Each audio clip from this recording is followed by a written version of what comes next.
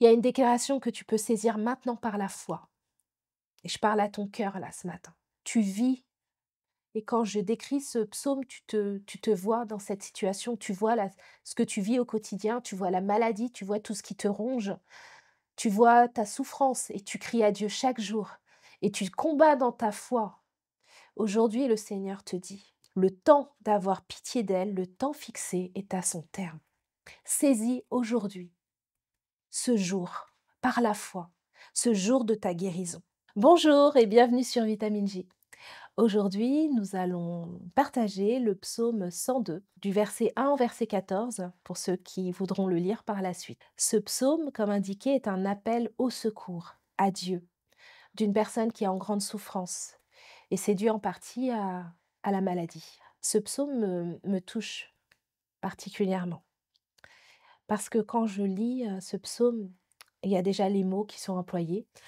Je cite certains mots du texte: plainte, cri, gémissement, des os enflammés. Cela montre la souffrance qui touche vraiment le corps de cette personne, mais aussi de son âme. Je mêle mes larmes à ma boisson. La souffrance est si intense que la nourriture n'est pas sa priorité. C'est plus un besoin à combler. Il est écrit: j'oublie de manger mon pain. Cette personne ne dort même plus. On peut penser aussi à un état aussi dépressif. Un peu plus loin, il y a la comparaison au chat huant.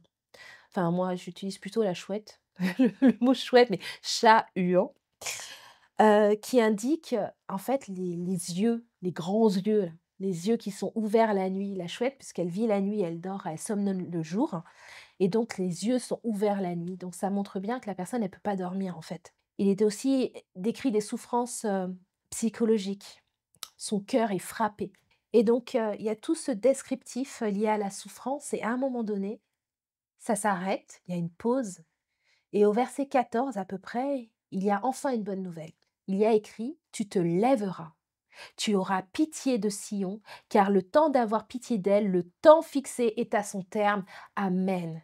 Alors aujourd'hui, toi qui regardes cette vidéo, tu répètes ce verset et tu changes Sion par ton prénom. Je le dis pour moi. Tu te lèveras, tu auras pitié de Déborah, car le temps d'avoir pitié d'elle, le temps fixé est à son terme. Amen.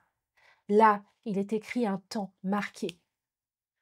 Un temps marqué. Il y a une déclaration que tu peux saisir maintenant par la foi. Et je parle à ton cœur là ce matin. Tu vis, et quand je décris ce psaume, tu te vois dans cette situation, tu vois ce que tu vis au quotidien, tu vois la maladie, tu vois tout ce qui te ronge, tu vois ta souffrance et tu cries à Dieu chaque jour et tu combats dans ta foi. Aujourd'hui, le Seigneur te dit, le temps d'avoir pitié d'elle, le temps fixé est à son terme. Saisis aujourd'hui ce jour par la foi, ce jour de ta guérison. Jésus a tout accompli à la croix. Le temps de grâce est là.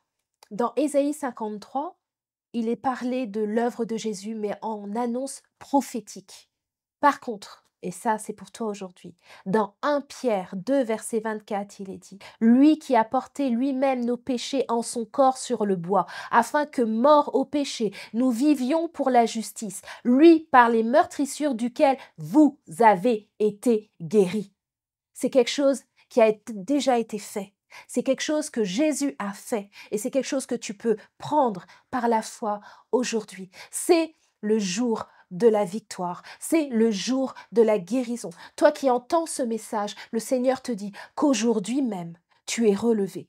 Le temps employé donc au passé, c'est déjà fait, c'est déjà accompli. À travers le sacrifice de Jésus, tu peux vivre cette guérison dans ton corps, mais aussi dans ton âme. Peu importe la maladie qui te touche aujourd'hui, Jésus a pris toutes les maladies. C'est une bonne nouvelle et c'est notre espérance en Jésus. Le temps de la réalisation est dans les mains de Dieu.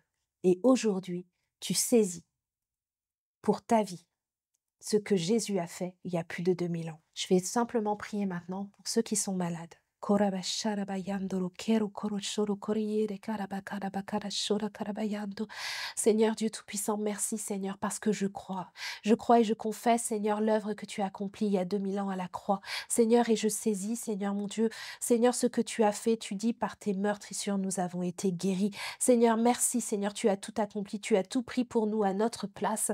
Seigneur, parce que tu nous donnes la liberté, tu nous donnes la guérison. Tu veux que nous soyons, Seigneur, en bonne santé dès maintenant. Et c'est ce que je confesse dans la vie de mes frères, de mes sœurs, de ceux qui regardent cette vidéo aujourd'hui et qui sentent, Seigneur, cette chose, cet appel sur leur cœur, que tu leur parles à eux aujourd'hui. Seigneur, au nom de Jésus-Christ, que cette guérison maintenant germe et soit faite dans leur vie, dans le puissant nom de Jésus. Je veux prier aussi pour ceux qui ont cette souffrance dans leur corps, dans leur âme. J'ordonne à cet esprit de souffrance maintenant de partir au nom puissant de Jésus. Je t'ordonne souffrance, toi qui atteins le corps et l'âme, de quitter mon frère, ma sœur maintenant. Au nom puissant de Jésus, j'ai prié. Merci Seigneur. C'est la guérison au nom puissant de Jésus et en son seul nom. Gloire à Dieu. Soyez bénis et à bientôt.